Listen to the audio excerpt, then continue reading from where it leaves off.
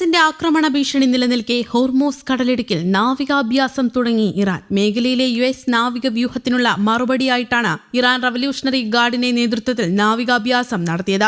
നാവികാഭ്യാസം എന്ന് അവസാനിക്കുമെന്ന് വ്യക്തമാക്കിയിട്ടില്ല. യുഎസിന്റെ USS Abraham Lincoln വിമാനവാഹിനിയുടെ നേതൃത്വത്തിലെ നാവിക സന്നാഹം നിലവിൽ ഒമാന് സമീപം അറബിക്കടലിലുണ്ട്. മറ്റൊരു വിമാനവാഹിനിയായ USS ജെറാൾഡ് ആർ ഫോർഡ് മേഖലയിലേക്ക് പുറപ്പെട്ടിട്ടുമുണ്ട്.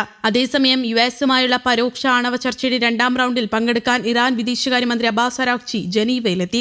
ഇന്നാണ് ചർച്ച. യുഎസിന്റെ ഭീഷണികൾക്ക് വഴങ്ങില്ലെന്ന് അരാഗ്ചി ആവർത്തിച്ചു. ഉപരോധം നീക്കാമെങ്കിൽ തങ്ങളുടെ ആണവ പദ്ധതിയെ പരിമിതപ്പെടുത്താൻ തയ്യാറാണ്. എന്നാൽ ബാലിസ്റ്റിക് മിസൈലുകളെ നിയന്ത്രിക്കണമെന്ന യുഎസിന്റെ ആവശ്യത്തെ അംഗീകരിക്കില്ലെന്നും അരാഗ്ചി വ്യക്തമാക്കി. സമാധാന ചർച്ചയിൽ യുഎസും ഇറാനും ചില വിട്ടുവീഴ്ചകൾക്ക് തയ്യാറായേക്കുമെന്നും റിപ്പോർട്ടുകളുണ്ട്.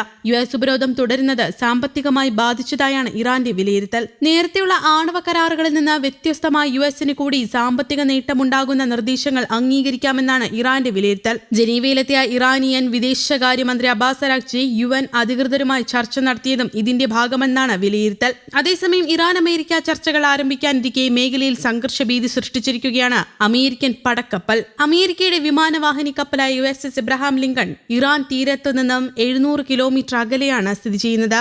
ഒമാൻ തീരത്തിൽ നങ്കൂരമിട്ടത്തിന്റെ ഉപഗ്രഹ ചിത്രങ്ങളും ഇതിനോടകം പുറത്തു വന്നിട്ടുണ്ട്. 3 മിസൈൽ വേദ കപ്പലുകളുടെ അകമ്പടിയോടെയാണ് എബ്രഹാം ലിങ്കൺ ഇറാൻ തീരത്തു നിന്നും അകലെയല്ലാതെ എത്തിച്ചേർന്നത്. F-35 ഉൾപ്പെടെ 90 യുദ്ധവിമാനങ്ങൾ, സൈന്യവും ജീവനക്കാരും ഉൾപ്പെടെ 5683 പേർ എന്നിവരുമായാണ് പടക്കപ്പൽ എത്തിയത്. ജനുവരി അവസാനത്തിൽ പശ്ചിമേഷ്യ ലക്ഷ്യമിട്ട് നീങ്ങിത്തുടങ്ങിയ പടക്കപ്പൽ ആദ്യമായാണ് ഉപഗ്രഹ ദൃശ്യങ്ങളിൽ തെളിയുന്നത്. കഴിഞ്ഞയാഴ്ച ഒമാന്റെ മധ്യസ്ഥതയിൽ സലാലയിൽ നടന്ന ചർച്ചകളുടെ തുടർച്ചയായി സ്വിറ്റ്സർലൻഡിലെ ജനീവയിൽ രണ്ടാംഘട്ട ചർച്ച ആരംഭിക്കാനിരിക്കെയാണ് പശ്ചിമേഷ്യയിൽ അമേരിക്കൻ യുദ്ധസന്നാഹം വെളിപ്പെടുത്തുന്ന ദൃശ്യങ്ങൾ പുറത്തുവന്നത്. ചർച്ചകൾക്ക് മുന്നോടിയായി ഇറാൻ വിദേശകാര്യമന്ത്രി അബ്ബാസ് അരാഗ്ചി തിങ്കളാഴ്ച ഐക്യരാഷ്ട്രസഭയുടെ ആണവോർജ്ജ ഏജൻസി മേധാവിയുമായി കൂടിക്കാഴ്ച നടത്തിയിരുന്നു. അമേരിക്കയുമായുള്ള ചർച്ചയ്ക്ക് മധ്യസ്ഥത വഹിക്കുന്ന ഒമാന്റെ വിദേശകാര്യമന്ത്രി ബദർ അൽ ബുസൈദിയുമായും കൂടിക്കാഴ്ച നടത്തി. അന്താരാഷ്ട്ര ആണവോർജ്ജ ഏജൻസിയുമായി ഇറാൻ നേരത്തെ സഹകരണം അവസാനിപ്പിച്ചിരുന്നു. പുതിയ കൂടിക്കാഴ്ച ഇറാൻ അമേരിക്ക ചർച്ചകളിൽ വഴിത്തിരിവായേക്കുമെന്നാണ് വിലയിരുത്തൽ. എന്നാൽ തങ്ങളുടെ ആണവ പദ്ധതിയുമായി ബന്ധപ്പെട്ട തർക്കങ്ങളിൽ വിട്ടുവീഴ്ചയ്ക്ക് തയ്യാറായിരുന്നു ഇറാൻ. ഇക്കാര്യം ഇറാൻ യുഎസിനെ അറിയിച്ചതായും റിപ്പോർട്ടുകൾ പുറത്തുവന്നു. മേഖലയിൽ സൈനിക സംഘർഷ സാധ്യത നിലനിൽക്കുന്ന പശ്ചാത്തലത്തിലാണ് ഇറാന്റെ പുതിയ നീക്കം. ഇറാന് മേലുള്ള ഉപരോധങ്ങൾ US പിൻവലിക്കാൻ തയ്യാറായാൽ വിട്ടുവീഴ്ചയ്ക്ക് ഒരുക്കമെന്നാണ് ഇപ്പോൾ ഇറാന്റെ നിലപാട്. ഇറാന് മേലെ ഏർപ്പെടുത്തിയിട്ടുള്ള സാമ്പത്തിക ഉപരോധങ്ങൾ നീക്കാൻ തയ്യാറായാൽ മാത്രമേ ചർച്ചകൾ സാധ്യമാകൂ എന്നാണ് ഇറാൻ നേരത്തെ അറിയിച്ചത്.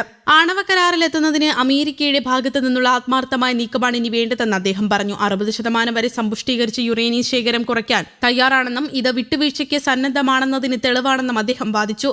ആയുധ നിർമ്മാണത്തിന് ഉപയോഗിക്കാവുന്ന നിലവാരത്തിലേക്ക് യുറേനിയം സമ്പുഷ്ടീകരിക്കുന്നത് അന്താരാഷ്ട്ര തലത്തിൽ വലിയ ആശങ്കയുണ്ടാക്കിയത് ചൂണ്ടിക്കാട്ടിയപ്പോഴാണ് മജീദ് ഇക്കാര്യം വ്യക്തമാക്കിയത്. ചർച്ചകൾക്ക് തയ്യാറാണെങ്കിലും ചില കാര്യങ്ങളിൽ വിട്ടുവീഴ്ചയില്ലെന്ന് ഇറാൻ വ്യക്തമാക്കിയിട്ടുണ്ട്. യുറേനിയം സമ്പുഷ്ടീകരണം പൂർണ്ണമായും നിർത്തലാക്കണമെന്ന അമേരിക്കയുടെ ആവശ്യം അംഗീകരിക്കാനാവില്ലെന്നാണ് ഇറാൻ വ്യക്തമാക്കുന്നത്. സമാധാന ആവശ്യത്തിനായുള്ള യുറേനിയം സമ്പുഷ്ടീകരണം തങ്ങളുടെ അവകാശമെന്നാണ് ഇറാന്റെ നിലപാട്. ഇതിനു പുറമെ മിസൈൽ പദ്ധതി ചർച്ചകളുടെ ഭാഗമാക്കില്ലെന്ന് അദ്ദേഹം ആവർത്തിച്ചു. തങ്ങളുടെ പ്രതിരോധ ശേഷി ഇല്ലാതാക്കുന്ന ഒരു കരാറിനും തയ്യാറല്ലെന്നും ഇറാൻ അറിയിച്ചു. ഫെബ്രുവരി ആദ്യം ഒമാനിൽ നടന്ന പരോക്ഷ ചർച്ചകൾക്ക് ശേഷം രണ്ടാം വട്ട ചർച്ചകൾ ഇന്ന് നടക്കാനിരിക്കുകയാണ്. ചർച്ചകൾ പരാജയപ്പെട്ടാൽ സൈനിക നീക്കം നടത്തുമെന്നാണ് ട്രംപിന്റെ ഭീഷണി. News desk, Kerala Kaumudi.